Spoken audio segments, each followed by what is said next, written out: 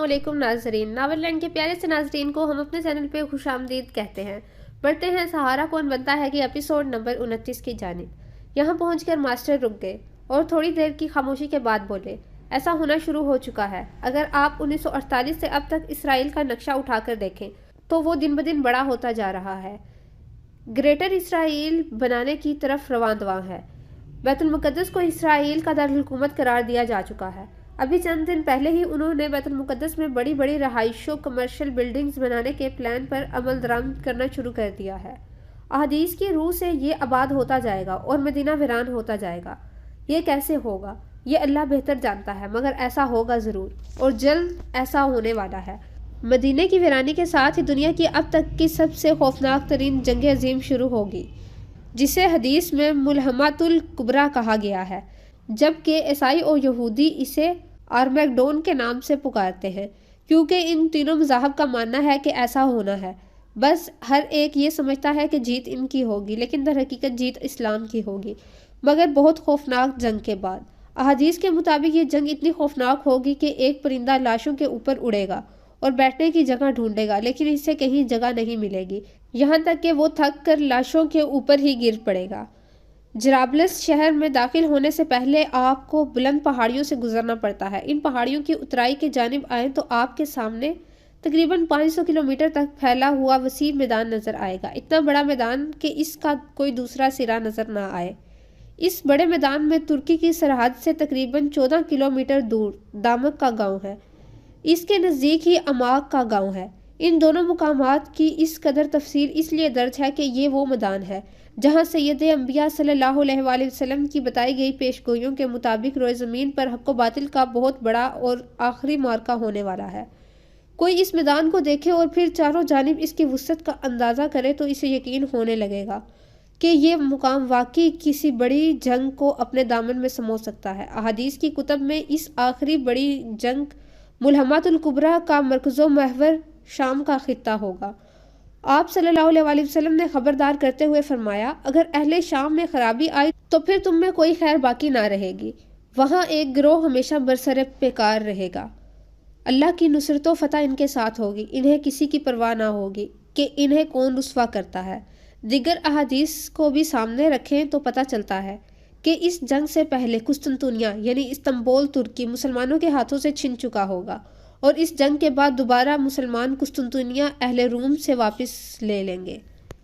اب اگر تازہ ترین حالات کو دیکھیں تو ترکی مسلسل اپنا موقف سخت کرتا جا رہا ہے، چاہے کوئی بھی معاملہ ہو۔ 1923 میں جب خلافت عثمانیہ ٹوٹی تھی، اس وقت ایک معاہدہ ہوا تھا جس میں ترکی کو اس بات کا پابند بنایا جائے گا کہ ترکی خلافت کو ختم کیا جائے گا، اس کی جگہ سیکولر ریاست قائم کی جائے گی، خلیفہ کو ملک بدر کیا جائے گا، اس کے سارے اثاثے ضبط کر لیے جائیں گے۔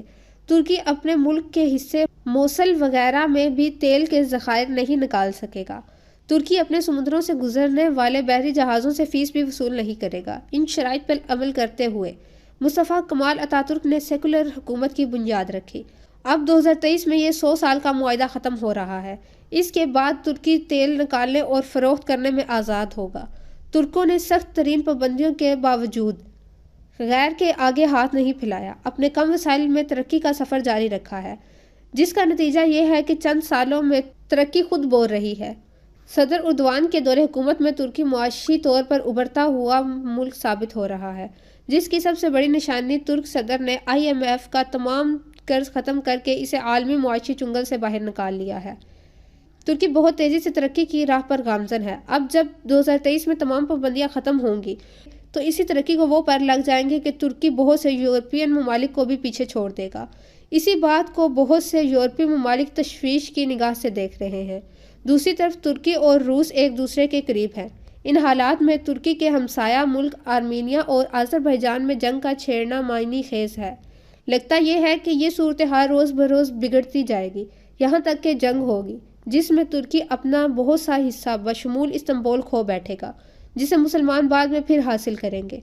احادیث میں ہمیں حضرت امام مہدی کے دور میں یا دور سے پہلے 2 محاذ ملتے ہیں۔ ایک تو وہ جو عماق اور دابق کے مقام پر قائم ہوگا، جبکہ دوسرا محاذ ہندوستان میں قائم ہوگا۔ اس بارے میں احادیث میں ہے، پیارے نبی حضرت محمد صلی اللہ علیہ وآلہ وسلم نے ہندوستان کا ذکر فرمایا اور ارشاد کیا، ضرور تمہارا ایک لشکر ہندوستان سے جنگ کرے گا، اللہ ان مجاہدین کو فتح عطا فرمائے گا، حتیٰ کہ وہ ان کے بادشاہوں کو زنجیر میں جکڑ کر لائیں گے، اور اللہ ان کی مغفرت فرمائے گا۔ پھر جب وہ مسلمان لوٹ کر آئیں گے تو عیسیٰ ابن مریم علیہ السلام کو شام میں پائیں گے۔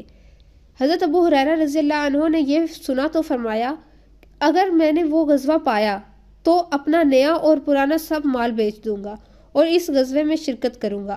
اللہ نے ہمیں فتح عطا کر دی تو میں ایک آزاد ابو ہریرہ ہوں گا جو ملک شام میں عیسیٰ ابن مریم کو پائے گا۔ پھر میں ان کو بتاؤں گا کہ میں آپ صلی اللہ علیہ وآلہ وسلم کا صحابی ہوں۔ حضور اکرم صلی اللہ علیہ وآلہ وسلم مسکرا اٹھے اور کہا، بہت مشکل، بہت مشکل۔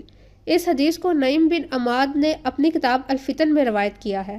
اسحاق بن راہویہ نے بھی اس حدیث کو اپنی مسند میں روایت کیا ہے۔ سنن نسائی حدیث 3177 میں فرمایا کہ میری امت کے 2 گروہ جہنم سے آزاد کر دیے گئے، پہلا وہ جو غزوہ ہند لڑے گا اور دوسرا وہ جو عیسیٰ ابن مریم کا ساتھ دے گا۔ ایک اور حدیث ہے کہ خراسان سے ایک لشکر نکلے گا جس کے ساتھ کالے جھنڈے ہوں گے، کوئی طاقت ان کو روک نہیں سکے گی اور یہ لشکر ہندوستان کو فتح کر لے گا، پھر ایلیا یعنی بیت المقدس میں جا کر رکے گا۔ یہ حدیث حضرت سبحان رضی اللہ عنہ نے روایت کی۔ حیدر نے یہ احادیث سنی تو چپ نہ رہ سکا اور بولا، ٹوکنے کے لیے معذرت، لیکن غزوہ تو وہ جنگ ہوتی ہے جس میں حضور اکرم صلی اللہ علیہ وآلہ وسلم نے خود شرکت کی ہو، لیکن اس غزوہ ہند میں یہ کیسے ممکن ہے؟ ماسٹر حیدر کی بات سن کر مسکرا اٹھے اور کہنے لگے، عام طور پر یہی کہا جاتا ہے کہ غزوہ اس جنگ کو کہتے ہیں جس میں حضور اکرم صلی اللہ علیہ وآلہ وسلم نے شرکت کی ہو، لیکن ایسا نہیں ہے، بلکہ غزوہ ہر اس جنگ کو کہا جاتا ہے جس میں حضور اکرم صلی اللہ علیہ وآلہ وسلم نے لشکر کو ترتیب دیا ہو، روانہ کیا ہو، اس جنگ میں شرکت کے لیے بیعت لی ہو یا اس جنگ میں شرکت کا حکم دیا ہو۔ یہی وجہ ہے کہ غزوہ موتا کو بھی غزوہ موتا کہا جاتا ہے، حالانکہ حضور اکرم صلی اللہ علیہ وآلہ وسلم نے اس غزوہ میں شرکت نہیں کی تھی۔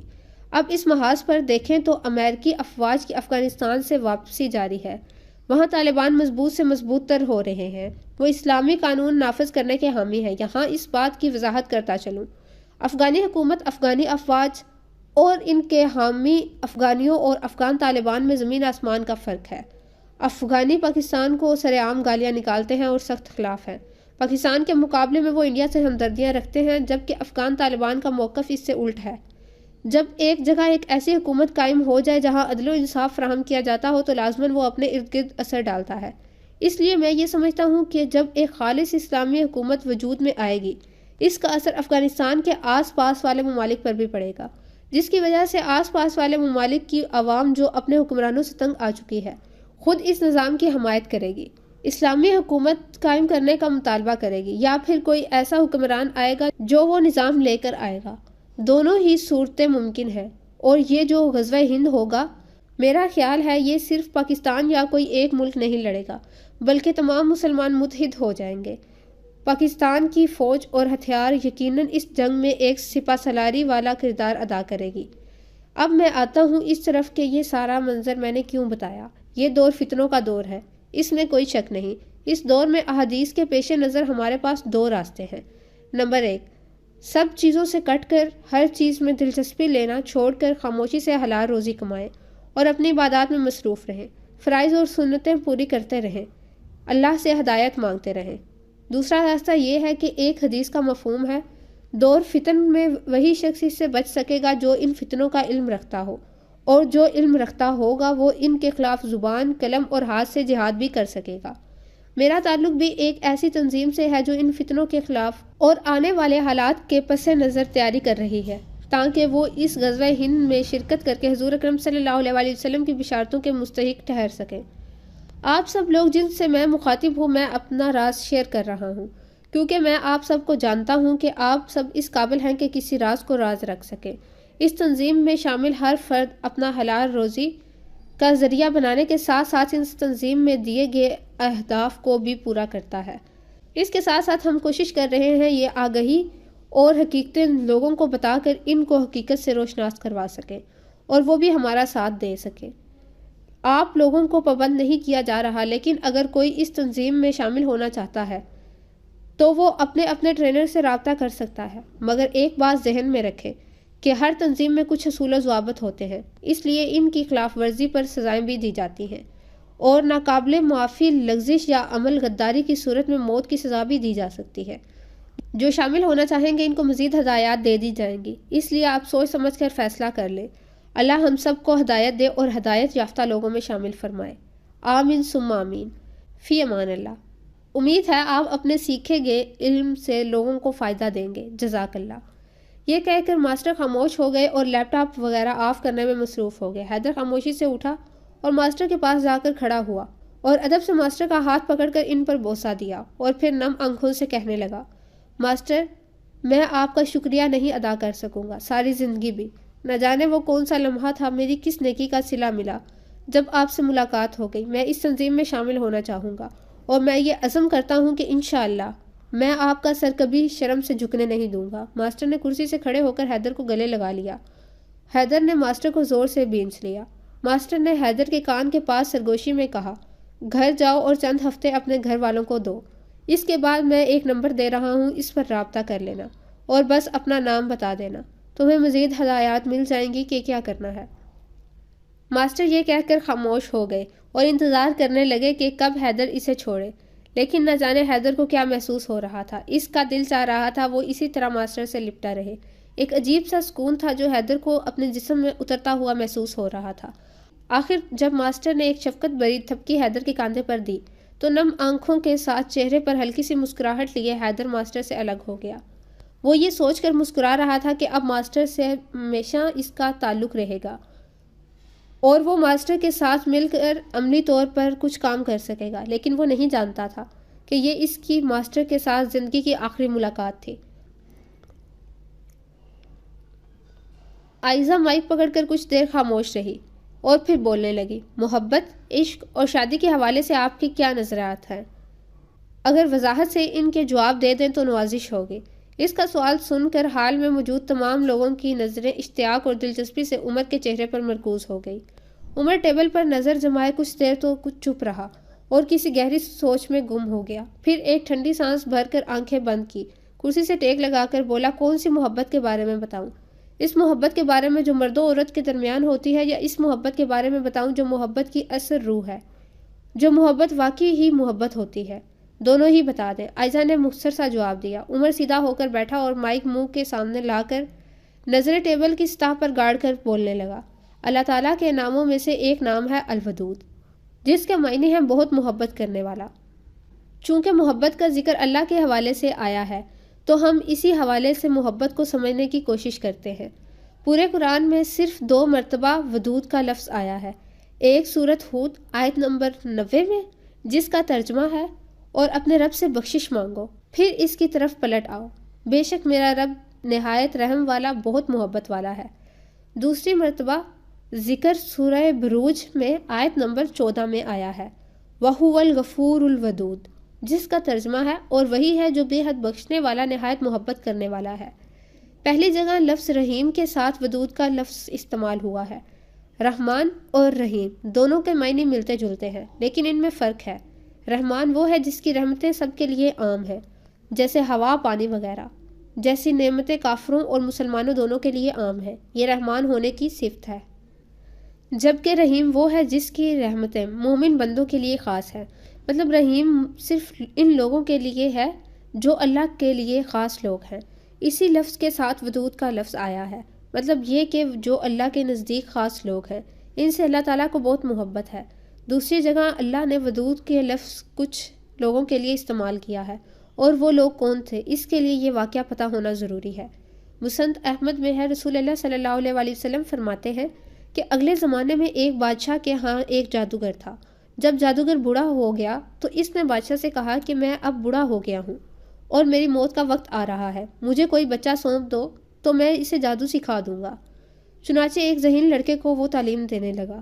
لڑکا اس کے پاس جاتا تو راستے میں ایک راہب کا گھر پڑتا تھا، جہاں وہ عبادت میں اور کبھی واعظ میں مشغول ہوتا۔ یہ بھی کھڑا ہو جاتا اور اس کے طریقے عبادت کو دیکھتا، واعظ سنتا، آتے جاتے یہاں رک جایا کرتا تھا۔ جادوگر بھی مارتا اور ماں باپ بھی، کیونکہ وہاں بھی دیر میں پہنچتا اور یہاں بھی دیر میں آتا۔ ایک دن اس بچے نے راہب کے سامنے اپنی یہ شکایت بیان کی۔ راہب نے کہا کہ جب جادوگر تجھ سے پوچھے کہ کیوں دیر لگ گئی تو کہہ دینا گھر والوں نے روک لیا تھا، اور گھر والے پوچھیں تو کہہ دینا کہ آج جادوگر نے روک لیا تھا۔ یوں ہی ایک زمانہ گزر گیا۔ ایک طرف تو جادو سیکھتا تھا اور دوسری جانب کلام اللہ اور دین اللہ سیکھتا تھا۔ ایک دن وہ دیکھتا ہے کہ راستے میں ایک زبردست ہیبت ناک جانور پڑا ہوا ہے۔ اس نے لوگوں کی آمد و رفت بند کر رکھی ہے، ادھر والے ادھر اور ادھر والے ادھر نہیں آ سکتے۔ سب لوگ ارد گرد حیران و پریشان کھڑے ہیں۔ اس نے اپنے دل میں سوچا کہ آج موقع ہے کہ میں امتحان کر لوں کہ راہب کا دین اللہ کو پسند ہے یا جادوگر کا۔ اس نے ایک پتھر اٹھایا اور یہ کہہ کر اس پر پھینکا کہ اے اللہ، اگر تیرے نزدیک راہب کا دین اور اس کی تعلیم جادوگر کے امر سے زیادہ محبوب ہے تو اس جانور کو اس پتھر سے ہلاک کر دے تاکہ لوگوں کو اس بلا سے نجات ملے۔ پتھر کے لگتے ہی وہ جانور مر گیا۔ لوگوں کا آنا جانا شروع ہو گیا۔ پھر جا کر راہب کو خبر دی۔ اس نے کہا، پیارے بچے، تو مجھ سے افضل ہے۔ اب اللہ کی طرف سے تیری آزمائش ہوگی۔ اگر ایسا ہوا تو کسی کو میری خبر نہ کرنا۔ اب اس بچے کے پاس حاجت مند لوگوں کا تانتا لگ گیا۔ اس کی دعا سے مادرزاد، اندھے، کوڑی، جذامی اور ہر قسم کے بیمار اچھے ہونے لگے۔ بادشاہ کے ایک نابینا وزیر کے کان میں بھی یہ آواز پڑی۔ وہ بڑے تحائف لے کر حاضر ہوا اور کہنے لگا کہ اگر تو مجھے شفا دے تو یہ سب تجھے دے دوں گا۔ اس نے کہا، شفا میرے ہاتھ میں نہیں، میں کسی کو شفا نہیں دے سکتا۔ شفا دینے والا اللہ وحدہ لا شریک ہے۔ اگر تو اس پر ایمان لانے کا وعدہ کرے تو میں اس سے دعا کروں گا۔ اس نے اقرار کیا۔ بچے نے اس کے لیے بھی دعا کی اور اللہ نے اسے شفا دے دی۔ وہ بادشاہ کے دربار میں آیا، جس طرح اندھا ہونے سے پہلے کام کیا کرتا تھا کرنے لگا، مگر آنکھیں بالکل روشن تھی۔ بادشاہ نے متعجب ہو کر پوچھا کہ تجھے آنکھیں کس نے دی؟ اس نے کہا، میرے رب نے۔ بادشاہ نے کہا، ہاں، یعنی میں نے۔ وزیر نے کہا، نہیں، میرا اور تیرا رب اللہ ہے۔ بادشاہ نے کہا، اچھا، تو کیا میرے سوا تیرا کوئی اور بھی رب ہے؟ وزیر نے کہا، ہاں، میرا اور تیرا رب اللہ عز و جل ہے۔ اب اس بادشاہ نے اسے مارنا پیٹنا شروع کر دیا، طرح طرح کی تکلیفیں اور ایذائیں پہنچانے لگا۔ پوچھنے لگا کہ تجھے یہ تعلیم کس نے دی؟ آخر اس نے بتا دیا کہ اس بچے کے ہاتھ پر میں نے اسلام قبول کیا۔ بادشاہ نے اس بچے کو بلوایا اور کہا، اب تو تم جادو میں خوب کامل ہو گئے ہو کہ اندھوں کو دیکھتا اور بیماروں کو تندرست کرنے لگ گئے ہو۔ بچے نے کہا، غلط ہے، نہ میں کسی کو شفا دے سکتا ہوں نہ جادو، شفا تو اللہ عز و جل کے ہاتھ میں ہے۔ کہنے لگا، ہاں، یعنی میرے ہاتھ میں ہے، کیونکہ اللہ تو میں ہی ہوں، نعوذ باللہ۔ بچے نے کہا، ہرگز نہیں۔ بادشاہ نے کہا، پھر کیا تو میرے سوا کسی اور رب کو بھی جانتا ہے؟ وہ بچہ کہنے لگا، ہاں، میرا اور تیرا رب اللہ تعالیٰ ہے۔ بادشاہ نے اب اسے بھی طرح طرح کی سزائیں دینی شروع کر دی، یہاں تک کہ راہب کا پتہ لگا لیا۔ راہب کو بلا کر اس نے کہا کہ تو اسلام کو چھوڑ دے اور اس دین سے پلٹ جا۔ اس نے انکار کیا اور اس بادشاہ نے آرے سے اس کے چہرے کو چیر دیا اور 2 ٹکڑے کر کے پھینک دیا۔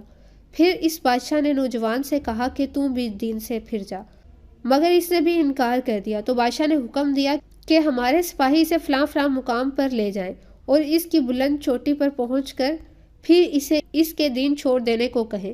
اگر مان لے تو اچھا، ورنہ وہیں سے لڑکھڑا دے۔ چنانچہ یہ لوگ اسے لے گئے۔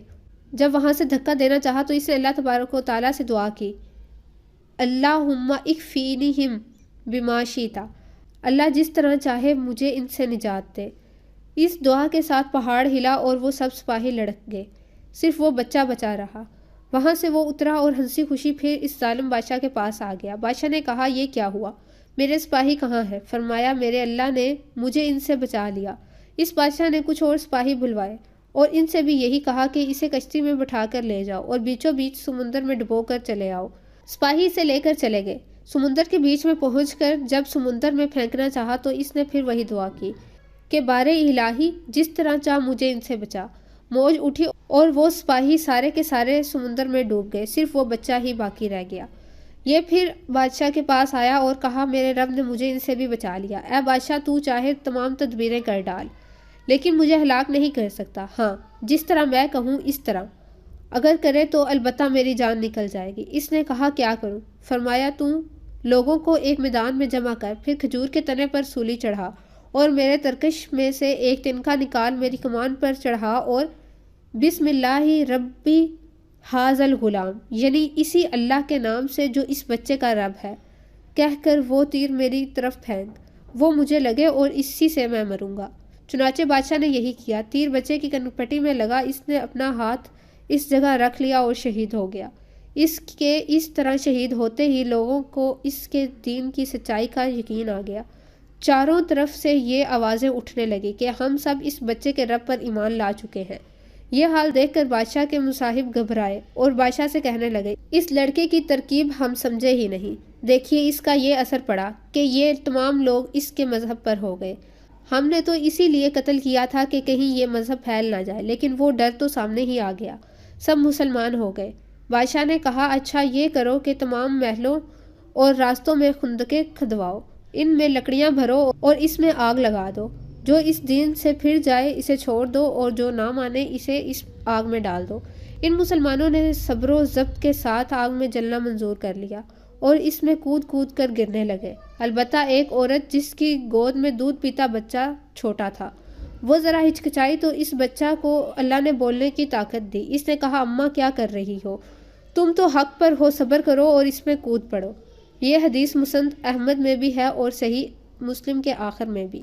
اسی واقعہ کو قرآن میں قتل اصحاب الاخدود النار ذات الوقود، مارے گئے اس خندق والے جو سراسر آگ تھی بہت ایندھن والی، سے مراد لیا جاتا ہے۔ ان ایمان والوں کے لیے اللہ نے ودود کا لفظ استعمال کیا ہے کہ اللہ ان سے بہت محبت رکھتا ہے۔ یہاں پہنچ کر عمر خاموش ہو گیا، پورے حال میں اتنی خاموشی تھی جیسے سب کو سانپ سونگھ گیا ہو۔ ناظرین، یہ تھی آج کی ایپیسوڈ۔ اگلی ایپیسوڈ سننے کے لیے ہمارے چینل کو سبسکرائب کریں اور ویڈیو کو زیادہ سے زیادہ شیئر کریں۔ شکریہ۔